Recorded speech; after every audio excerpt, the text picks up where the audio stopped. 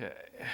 I actually got my start as in the film business as a writer. I'd already been performing in cabaret comedy, improvisational comedy at the Second City and then in New York. And our show in New York was for the National Lampoon, and it featured Gilda Radner and John Belushi, Bill Murray, me, and Brian Murray, Bill's older brother, who's an old friend of mine.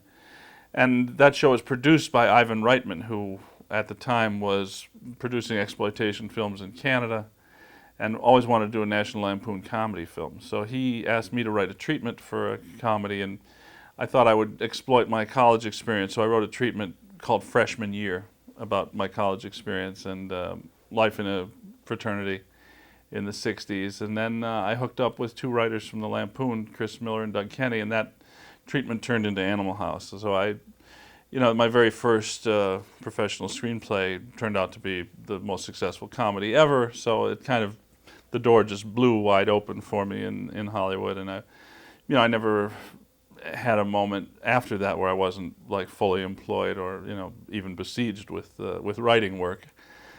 And then Ivan Reitman knew me as an actor from my stage work, and when he decided to direct the movie Stripes, he asked me to co-star in it with Bill Murray. So I didn't have to. I screen tested for Columbia Pictures. They didn't know me. They asked Ivan to do a screen test, and they saw my screen test, and they still didn't want me.